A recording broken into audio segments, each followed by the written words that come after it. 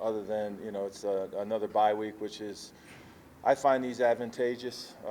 Places I've been in the past, we've had good success after the bye. We fought a close game the last time against Kansas State and lost it at the end. But byes can be very productive if you approach it the right way. We try to look inward and see where we can get better, but we also get probably a 9 or a 10-day prep for the next opponent. And so I'm certainly way into Texas Tech already, having kind of made a list of things that we want to get better at moving forward. Heard some conversation about the last 4 games. I think it is super important we just stay where our feet are and focus all of our attention on Texas Tech. This is a good football team. We're playing them on a road at a place where they've been very successful at home for them. And so we got to put our best foot forward. We got to put our best effort on the field. And thankfully for us, I feel like we're playing a better game each week. So the challenge for us is to play even better than we did last week and not really worry about the results. So that's where I'm at with it. That's their stuff. How does Shedeur make you a better coordinator? What does he do to challenge you and make you better? Well, I think better players make everybody look a little smarter, right? I mean, I think we as coaches will all acknowledge that. But it's been fun for me, our journey together. It's been short, but we got very close very quickly, and we sort of think alike. We're able to kind of come to the same conclusion about what it should look like, and then he's got to go out there and execute it. So that's been fun. And then we kind of got a West Coast offense in a no-huddle format, inspired by the Mountain Air, I guess. I don't know what you'd say, but and so we're able to tweak things. We're able to come to the sideline, and when we get together, we're watching the iPad, and we'll say, the next time I call this, let's just change this route, and then obviously Travis is always in the middle of that. So it's been very inspiring and fun for me, and I really don't care what we run as long as I know what it is, and we have success running it. I'm the same as Rob. Anything that blows up on us, I take responsibility for. And quite frankly, anything that goes well for us, I credit the players for their execution. Nikki, go ahead. Hey, Coach. We've seen Isaiah Augusto take a big jump this past week. Yeah. I know you've emphasized you wanted to run the ball, and we've really seen that these last couple of weeks. What has been the emphasis there, and how have you seen it really flourish? Yeah, no, we did a good job running the ball last week. I thought we had a good plan for going into it, and the credit to the staff. And then I found a way to call them at the right time. That's always a challenge too. And I like to run the ball. I love to pass the ball. Don't get me wrong. I love to pass the ball. But when you're running the ball and gaining yards, that helps the play caller. When you're running the ball and you're getting nubbed and you're like, oh, what is, then it locks people off track. So it goes hand in hand. It's kind of like us on offense. Our responsibility is to get ahead by a score or two. And what you find is when we're playing like that, then the sacks take hold, right? Our defense, then they're going to throw the ball more than they typically do, and that's when your sackers can come alive. So it's all coordinated. Running the ball is one piece of that, and I feel like on our running the ball journey, we're getting better and better, and it's a credit to the players. Coach, we saw Jordan Seaton, pulling in the run game and stuff last week. Just what is it like having a player like that at left tackle, and how much easier does that make your job? Well, schematically, we can pull our tackles because he and Phil are both athletic guys that can move around. So, it's just using your personnel to, to their strengths. So Jordan can move around. He does a good job, locating the guy he's got to block. And the scheme fit last week for who we were playing. This week it'll be different because the front's going to be a little bit different. The team, it's a multiple front team. So we may or may not see most, and that's why, like, when you look at things, you say, okay, well, their run game now involves the tackle pulling. Well, maybe for that week because that fit against that defense, right? But yeah, I mean, his athleticism is one of his really good traits. Ryan, go ahead. Coach, you mentioned staying grounded, like just looking at the next task at hand. It would seem to me like Shedeur is very much like that. Is that right? He is. Okay. He is, and he's really pretty much daily task driven. you know, which I am. You know, we get up in the morning and what's practice? What's the practice format? And I try to go out there and call a practice where our players can have success and win. And then we take a break, have lunch, look at it. I mean, I'll go home, have dinner, visit with my wife, get up in the morning and do it again. So we approach practice that way, and we kind of stay task-driven so that when we get to the game, then it's just you're just following through with that. So he does a good job of playing the game, kind of taking a breath, and then coming back and getting into the next process toward the next, you know, preparing for the next team. So you have to be that way. Yeah. You really do, or trust me, it can blow up on you fast. If you don't stay where your feet are, you just don't try to keep today or make today the best day of the week, or, you know, then it's going to blow up on you. And he understands that. He's done that his whole life, and I think that's why he'll have a bright future. So as a quick follow-up to that, when your leaders are like that as players, does that help seep into the rest of the team to help the whole team take that approach? Absolutely, absolutely. Because I think everybody looks at, those of us that are in positions of authority, everybody's always watching what you do.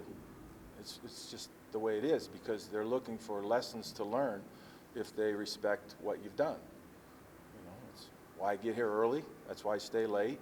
That's why I try to do things during the day that are impactful to help not only do what I'm supposed to do, but then maybe inspire other people. And I think the same can be said for the quarterback.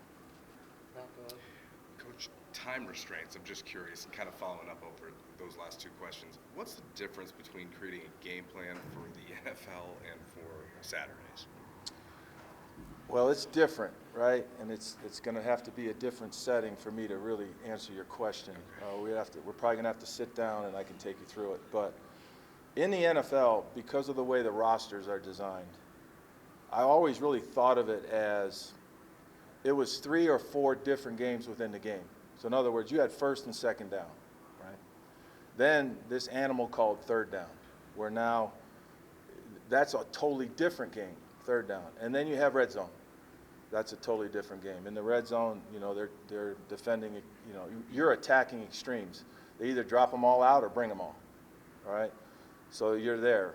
In third downs, you know, a lot more man, a lot more exotic pass rush, so on. What I've found in college so far is there isn't quite as much of that. It's kind of like one fluid game. So as an example, you'll find teams that'll play the same coverage concepts on third down and in the red zone as they would on first and second down, if that makes any sense. Yeah. So with exceptions, don't get me wrong, you get more zero blitz in the red zone and so forth, maybe a little more man on, you know, so you call man beaters. But in the NFL, it's very distinct, very distinct. You know, it's like I said, 3 games within a game. Here, it's just kind of one fluid game, and I think there's a reason for it.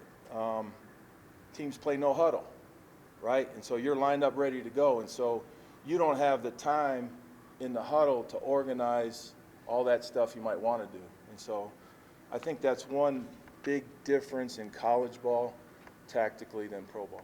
As you go through a season, does your offense evolve or does it refine? Oh, wow. That's kind of some white wine thinking there. Appreciate No, that. it definitely evolves, right? Because I like to try to, you know, run 4 or 5 things each week that they haven't seen. So that's evolving. But then the refinement piece is you want to be able to run some of the same things every week and do it better. And that's the advantage of practice. So to answer your question, I think it's both. If you're, you know, you got the right players and you're doing the right things, you can refine and evolve. In fact, I might steal that from you. Refine and evolve. There you go. All right, There you that's go. good Then stuff. if you're going to steal I'll give it to you. If you're going to steal, then I get one more. Then. All right. How much have you evolved and refined as an offense over this season? I think a lot. And the reason I say that is I have a better feel for the players that we have. I feel like we're playing better and better each week, but that can all come to a screeching halt if we don't keep working. So we're going to try to, next few days, refine, and evolve. That's what we're going to try to do. I guess kind of speaking on those same lines, my question was about Ryan and Stav, and just kind of what's the balance of trying to develop him, but also make sure he's ready to go in on a given week in case he has to, and kind of how do you feel like his development has come along this season as he kind of gets ready for the offseason where he has a chance to compete for a job next year? Yeah, I think he's done really well. I mean, we saw a little taste of what he could do last year against Utah. I think he's had a really good offseason. And I do see him getting better each week. I think the challenge for a backup quarterback is you don't get as many reps as a starter. So one of the superpowers that a backup quarterback needs to be able to have is that you're going to go in and execute in really a tough situation because your starter's out, and do it well with very few reps. And I think he's starting to master that. And then his development as just an overall quarterback, day after day after day, I think he gets better and better. Scott? Coach, it seems like this offense has the ability to be a lot more kind of diverse in terms of like personnel groupings. Like we've seen some 2 tight end looks, some 2 running back looks even. How much flexibility do you feel as a play caller because of that? Yeah, I think that's just, being smart to use your players. So the other night we used 4 wideouts. We used 4 wideouts with Draylon as the running back, which to the defense appears like 5 wideouts, right? We used 11 personnel. We used 12 personnel. We used 2 halfbacks and 3 wides. And so it's just more variables for the defense, and it's a credit to our players. Plus, a little bit like the transfer portal discussion, I can play more players and kind of keep them involved and into the game, which I think is a good thing. And then kind of follow up to that, you mentioned Draylon. He's kind of talked about being like a Debo Samuel type player. What's kind of your vision for him kind of, in the now and in the future, and how you might utilize him? Yeah, we'll let all that reveal itself, In fact, when the scouts always ask me, who does this player remind you of? And it's rare that I will say that because I don't want to, hype a guy or box a guy in. We'll see how this plays out. But, when he gets in there, he's lined up as a wide out, and he's also lined up as a back. And so we'll just see how that grows. Coach, you mentioned adding a few new plays every week. What kind of goes into your creative process in deciding what new plays you're going to put in, or like what you see, throughout the week? Well, you watch the tape, right? So each week you have one more game than you had the week before, so you can see. And you really want to try to run plays within your system that work against the defense you're going to play. That's why in some weeks we'll pull the tackles, other weeks we'll pull the guards.